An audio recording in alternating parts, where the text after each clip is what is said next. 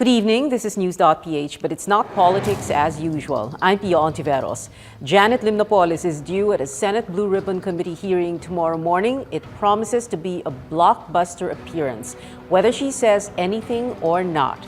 But before that, a look at Yolanda, who also makes an appearance inside the Philippine Area of Responsibility tomorrow, past midnight, a few hours past midnight, as a super typhoon. That's what we talk about in the first half of the show. Our guest joining us by telephone is Undersecretary Eduardo Del Rosario of the National Disaster Risk Reduction and Management Council. Earlier on Twitter, on Facebook, we did announce that former Senator Richard Gordon of the Red Cross would be joining us, but he backed out at the last minute. Anyway, good evening, Yusek Del Rosario. Thank you so much for joining us. Good evening, Pia. Sir, so can you tell us, we expect Yolanda to make an appearance inside the Philippine Area of Responsibility early tomorrow morning? Yes, once it enters the Philippine Area of Responsibility, it will be called Typhoon Yolanda, and it will enter about 2 or 3 in the morning tomorrow. All right, and the strength, sir, is still the same, as reported earlier? As reported, it has a maximum sustained wind of 175 kilometers per hour and a gustiness of 210 kilometers per hour. 175 kph, but international weather agencies are reporting 240 kph. It gaining strength. That speed was based on the 4 p.m. today data. Yusek Del Rosario, can you tell us what provinces, I'm sorry, before that, no? So it enters PAR early tomorrow morning around 2 or 3 o'clock in the morning, as you said, and then it will make landfall Friday morning, correct, sir? Friday noontime. Friday noontime, okay. It's going to be a direct hit on Samar and Leyte?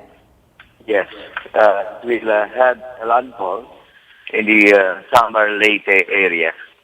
Mm-hmm. What is the track of the typhoon going to be, sir? Which provinces are going to be hit all along the way? The provinces of Northern Cebu, Northern Panay, Masbate, Romblon, Mindoro, Northern Bacalawan, and over the West Philippines by Saturday.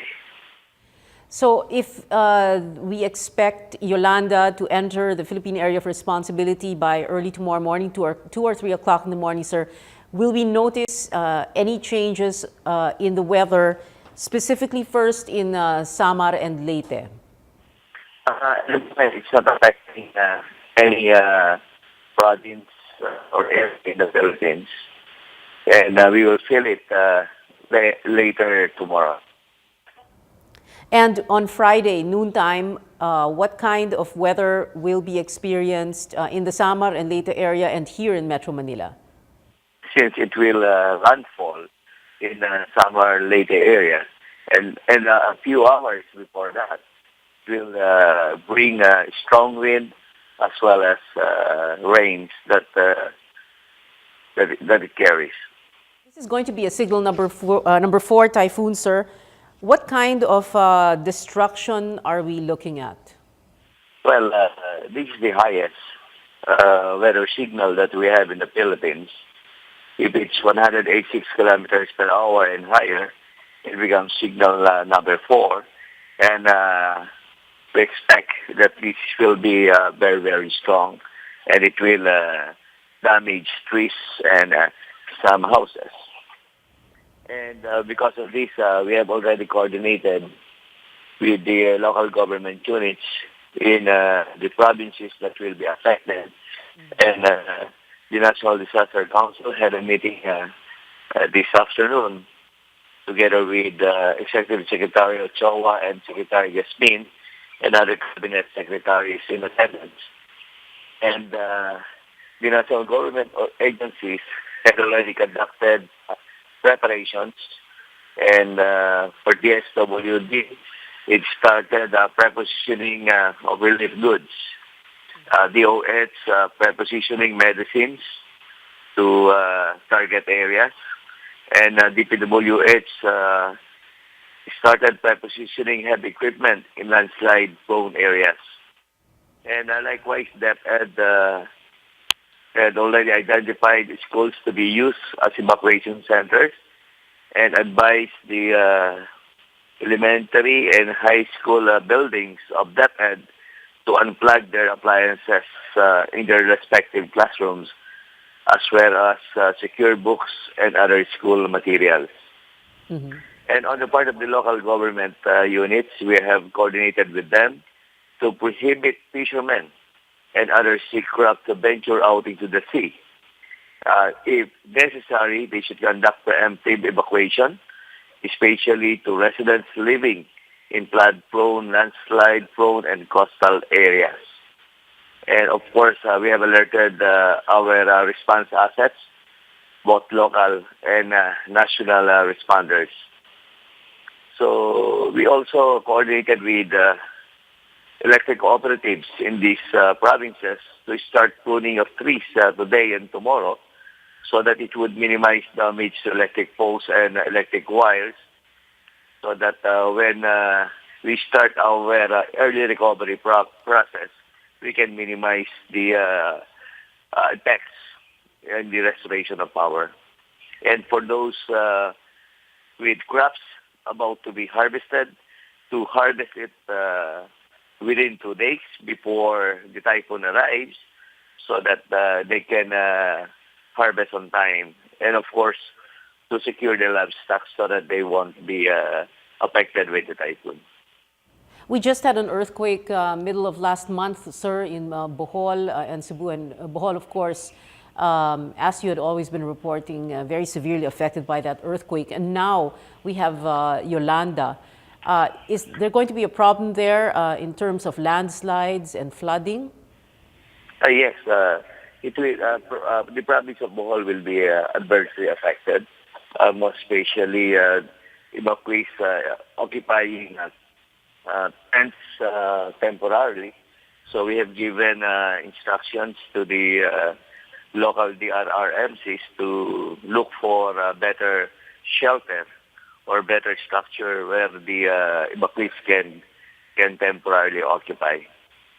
The typhoon will be in our county for 20 to 30 hours. So if you are counting on the date of the landfall, Friday noontime, so it will be in our country until late in Saturday afternoon. The president, was it the president who said that he's hoping or wants the objective to be achieved of a zero casualty count? Is that achievable, sir? That is our objective. That is a challenge on our part to work really, really hard to ensure that we have the zero casualty. If that will not be attained, what is important is that we have done the right preparations. We do it on time. We do it properly. If at the end of the day we still have casualties, then so be it. Life goes on. Mm-hmm. Here in Metro Manila, sir, kung ang Yolanda in the severely affected areas is going to be signal number 4, ano po yung magiging signal dito sa Metro Manila? So it will be the same thing. Same thing. Signal number 4 in provinces where the typhoon will pass. Mm-hmm. Okay, my last question, sir. Well, this is something the NDRRMC and other agencies always say, but can you please repeat for us? No, there's no harm in repeating. What is it that people need to prepare for this typhoon? Well, ang pinaka-importante dito na ipaghandaan natin, lalo na sa mga flood-prone, landslide-prone areas, and if they have to be evacuated, they need to pack up their things and have their survival kits. They must have ready-to-eat food that would last for 48 hours, 2 days, especially those living in remote areas. And for fishermen not to venture into the sea, it's starting to think because they might encounter some problems if there would be strong winds along the way. And for the local representatives or the LGUs to conduct preemptive evacuation if necessary. All right. Maraming salamat po, Undersecretary Eduardo Del Rosario. Thank you, sir. Thank you very much Thank you for very joining much, us tonight. Pia. We're taking a short break. When we come back, Attorney Anel Diaz will be joining us to talk about the scheduled Senate hearing tomorrow morning with Janet Lim Napoles. News.PH will be right back. Stay with us.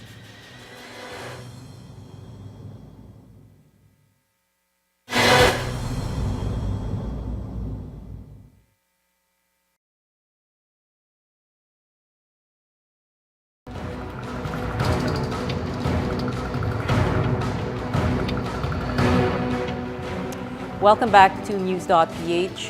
This is News.PH on the Solar News Channel. I'm Pia Hontiveros. If Yolanda is making an appearance in the Philippine Area of Responsibility early tomorrow morning, well, Janet Lim Napoles is making an appearance at the Senate Blue Ribbon Committee hearing. If nothing goes wrong. We have with us tonight in this second half of the show, Attorney Anel Diaz. He's the bar top-notcher for 2003. Hi, Anel. Thank you for being here. Good evening, Pia. Nice to see you again. Yeah, nice to see you again. It's been a while. Been a while, yeah, oo. It's been a while. Bumalik ka na lang parati dito sa Yeah. Would you have accepted Janet Napoles as a client? You know, that's funny. On my way here, someone actually texted me. Seriously? Yes. Asking you to be for Seriously. tomorrow? Well... Wait. Sino yung nag-text? No, I mean, I don't want to divulge any No, it's okay. It's information. just- No, I think it's someone who is known to the family. I think it's someone who is known to the family. And Okay. not about tomorrow, though. I Yeah. think, of course, we all know that Attorney Kapunan already withdrew her appearance. And I think they are really in the process now of trying to Scouting beef for a up lawyer, their beef up their legal team. their legal team. And out of the blue, serendipitously, on my way here, someone who I know is A lawyer also? A fellow a lawyer? family friend. I Okay. know who is close to the family of the Napoleses. Okay. Pero hindi ito texted abogado, me. no? Hindi No, ito. no, Okay. no. So Texted it was you just- asking. It was really paano more yung of pagka- just a general inquiry. Oh, Na like parang how? Ano yung she exact- was saying, would you be interested in handling the Napoles case? It was that vague. I mean, it was that general. It was only through text. Okay. So I just gave a usual response that a lawyer would perhaps respond, no? Yeah. I asked for more information. I said, it would really depend on the level of participation and engagement. Okay. So to answer your question, yes. I mean, Yes, you would, because... it would. I mean, it's a lawyer's duty. We have an oath that What we is it cannot. called? Hippocratic? It's a lawyer's oath. Yeah. Yung Hippocratic, that's for the Oh, I'm sorry. for the Sa medicine. doktor. For Sorry. For doctors, no, for doctors. Nahihilo na ata ako, oo. Okay, So, yung first do no harm. Yes. Oo, no. okay. So anyway, that's And just the a oath of the tidbit. lawyer is? We cannot reject. If a client approaches us and seeks legal advice, we cannot outrightly deny our service, no, to the client. Yeah. The most that we can do if we want to decline, no, a client would be to refer that client to somebody else. But at the onset, Yeah. at the very least, we are at least prescribed by our oath, no, to render some assistance to the client. We cannot just simply shun away. Yeah, you can't simply just say no. So you Yes. asked for some details like... I just asked for some broad details. No? I asked if what would be the level of participation. Yeah. And this is about the pork barrel, not about the illegal detention case. Again, because it lacked specifics. No? We all know for a fact that Ms. Napoles is confronted with a lot of cases. No? Yes. Before the NBI, the DOJ, the Ombudsman, perhaps even in the Sandigan Bar in the future, and currently in the RTC. So there are a lot of pending cases. So we never got to that point. Okay. Because my only response was, wait, basahin mo na lang from your cell phone. Sige nga. No, I might be breaking the No, just a text message. I'm not going to ask you kung sino yon. Yung hindi naman siguro kasalanan yung malaman Sure. kung ano yung exact na sagot mo. Don't worry, I can't see yung pangalan ng nagpadala ng text. Okay. So the message was, Anel, are the Napoleses a case that you would handle? Okay. And then I responded and I said, yes, that's something that I would consider, but it would all depend on the extent of the participation. I said here, probably not as lead. So in other words, probably not as lead. Yeah. Owing to the fact that I think, I've been 10 years in the practice, no, but I think to be able to really competently service, not necessarily just Miss Napoles, but someone who is confronted with a lot of these cases, perhaps would require someone who is more seasoned in the Really? practice. Why?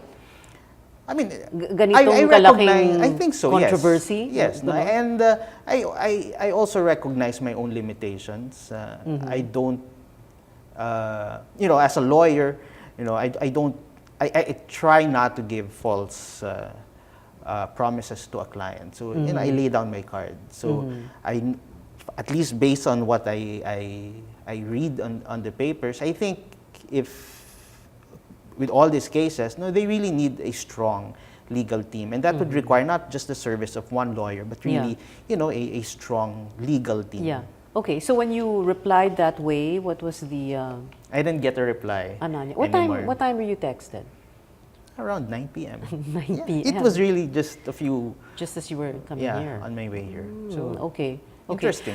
Would it matter to you if you felt that the client's case were defensible or indefensible? Definitely. I'm not just talking about the case of Ms. Napoles, but I think in my profession and in those instances where I've tried to assess whether to accept an engagement, yes, I consider the merits, the winnability, and perhaps the end game. What is the objective? You just don't go to a litigation.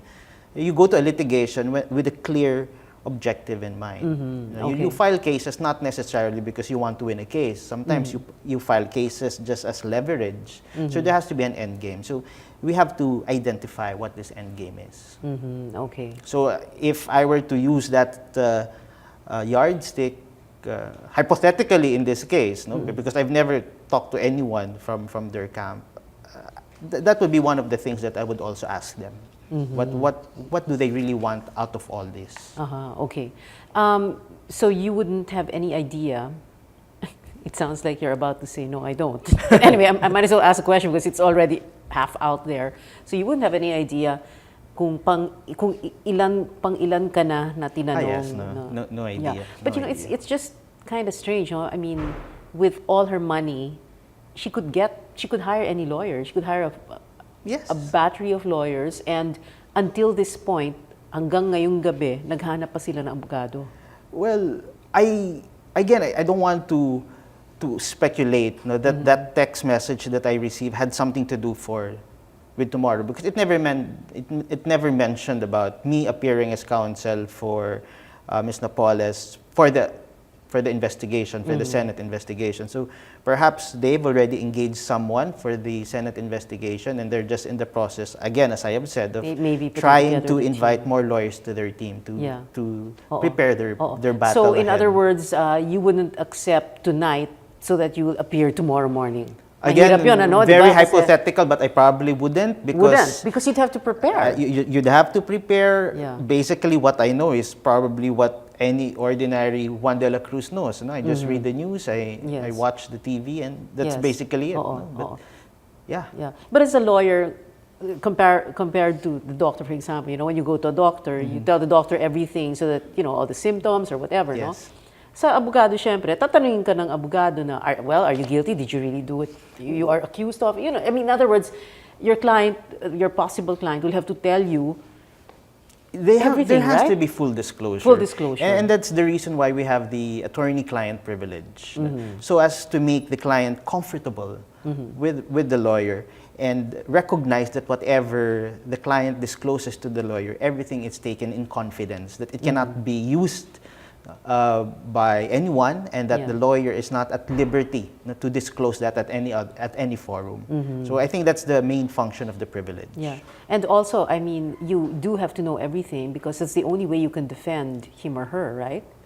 In an ideal situation, yes, a lawyer. Again, we're talking about the not necessarily just the case of Ms. Napoles. Yes. In any situation, if a lawyer wants to be able to ably defend the client, he has to know all the facts. Sometimes the problem is the client deliberately conceals facts from the lawyer. And that's where sometimes trouble arises. Because the lawyer is, sometimes clueless of certain important At hindi na things. kasalanan ng abogado yun. Ano? Yes, because the lawyer will only act on the basis of the information that he has. Right. And then, well, you do have to do, carry on and do an interview with the client and try to elicit as much information. Yes. But what happens if, for example, they do withhold information that is crucial? It can become a cost to cut the.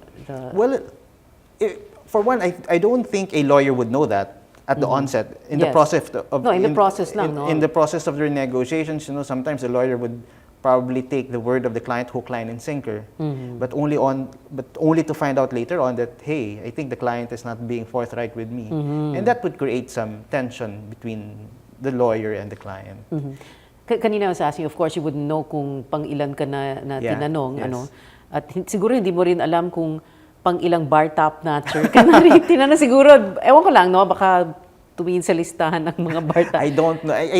What I can you check now with the other bar top? No, I think what I can disclose is I think the person who texted me is known to the family. So I guess that's the reason why. This person is a good friend of yours. Yes, has asked you before to represent other people in other cases. I did some work for them, but it's minor cases. Yes. Okay. But this, you don't think this is a ploy? This was a ploy to delay the proceedings. That was Ms. Napoles' reason when she wrote to the Senate, saying that. Kasi in so many words, wala pa akong abogado. Yes. Baka naman totoong naghahanap siya ng abogado. Yes.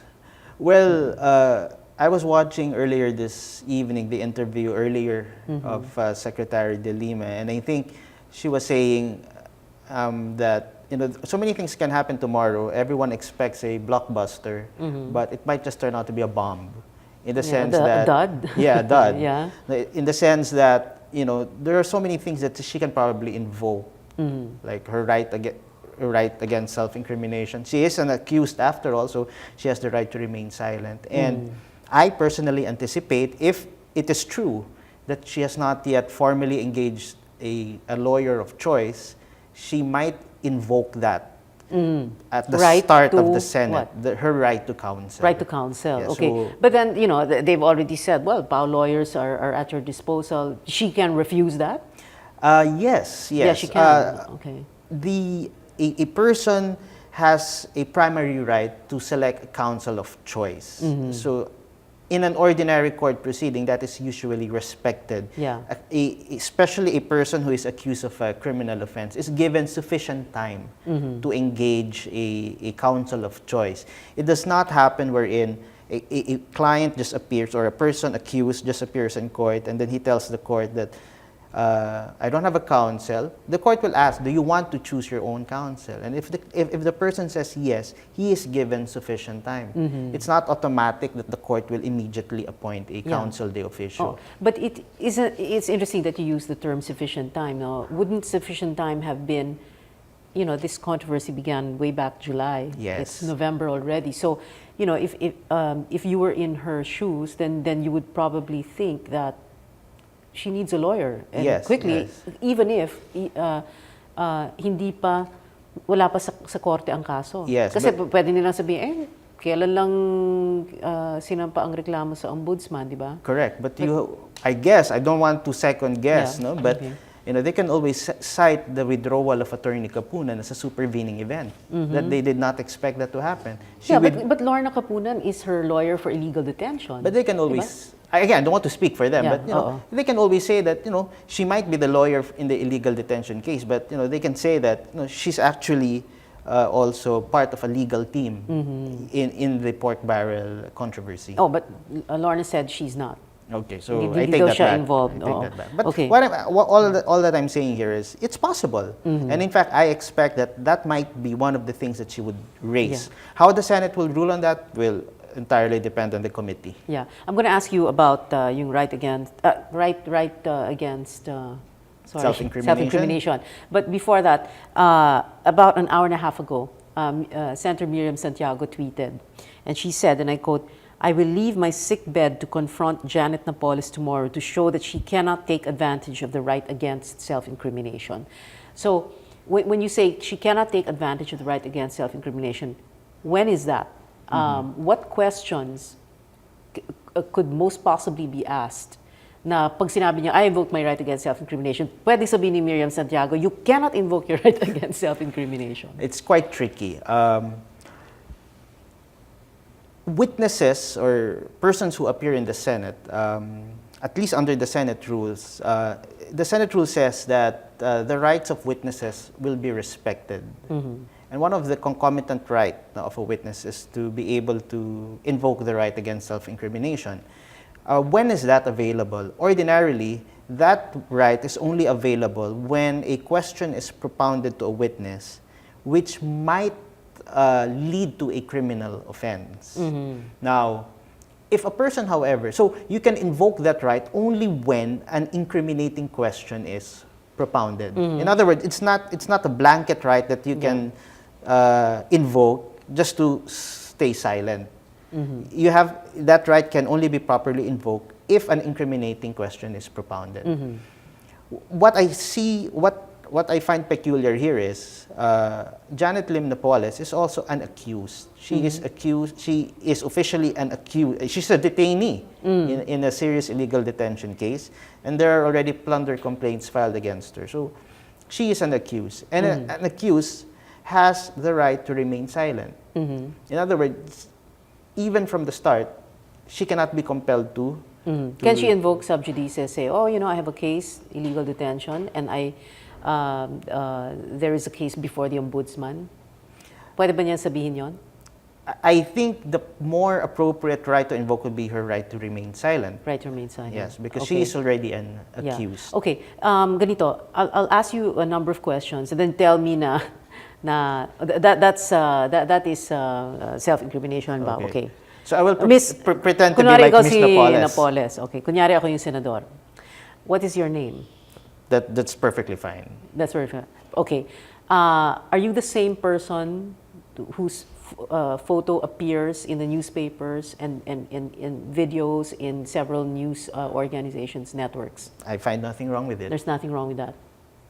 Did you or any of your people hand money over to Senators Sexy, Tanda, Pogi, etc.? I think that's problematic already. That's problematic. Because that goes into the merits of, or at least it goes into the facts of the complaints that have been filed already. Okay. That, after all, is the gist of the plunder complaint. Okay.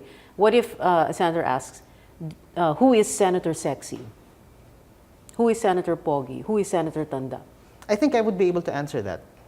Really? Yes. If she, if it's based on personal knowledge, I think. Well, what if she says, I can't answer that. That's I invoke my right to remain silent. Pwede ba siyang pwersahin ni Miriam? I don't want to coach her, but I think the better response would be, I can't answer because I don't know them. Oh, really? I mean, but because those are the code names that the whistleblowers allegedly, used. Yes. Because you can always deny, right? Okay. I mean, we do not know the truth here. No, we do not know what she will say. Yes. We cannot assume now that she knows really the identities of the people. As far as the whistleblowers are concerned, yes. Okay. Ito, sorry, kasi we're running out of time. Itong tanong, do you know Senator Juan Ponce Enrile? I think she can answer that. She can answer that. Yes. Do you know Senator Jingoy Estrada? Do you know Senator Bong Revilla? I think so. I don't find anything wrong with the question. Okay. Are there, kanina you said baka there are questions na medyo middle of the road, no? What is an example of a medyo alanganin question? I think we will encounter problems when the questions begin to delve already into the whole the factual antecedents of the controversy. Okay. So I know people expect some, strong statements from her regarding the whole controversy, but my own perception is perhaps, I don't think we will get that tomorrow. Because the moment she starts discussing these things, I mean, this will already relate to the pending cases, and I don't think she will do that on national TV, because whatever she says here can be used against her in the judicial cases. Because this is an official It's a proceeding. Yes. Okay, my last question. Can she still feign illness tomorrow? And is it, if she does, is it going to help her case? Can she feign illness? Well, she could. I mean, if that's the question, can she? Can she come up with an excuse? Okay, scratch that question. If she feigns illness tomorrow, is it going to help her case? Probably not, because I guess the Senate will be slighted by that, and she might even be faced with a contempt charge. Okay. Anyway, I'm sorry we ran out of time. Thank you very much, Anel. Attorney Anel Diaz, Bar Top Notcher 2003. Oh, I said that My again. pleasure, my pleasure. Wait, again. may sagot na ba? Paki-check before we go. And of course... No, wala. Hindi, check. hindi nag-vibrate eh. No, sige na, check. And while I'm saying goodbye, thank you also to Undersecretary Del Rosario who joined us earlier by phone, earlier in the show. And thank you for watching. I'm Pia Hontiveros. This is News.PH. See you again next Wednesday. Anel, may sagot na ba? Wala. But I have 6 messages. Okay, check. But, if that's none. It's not No, here. not from there. Okay. Thank you and good night. Thank you again. Thank you. Thank you.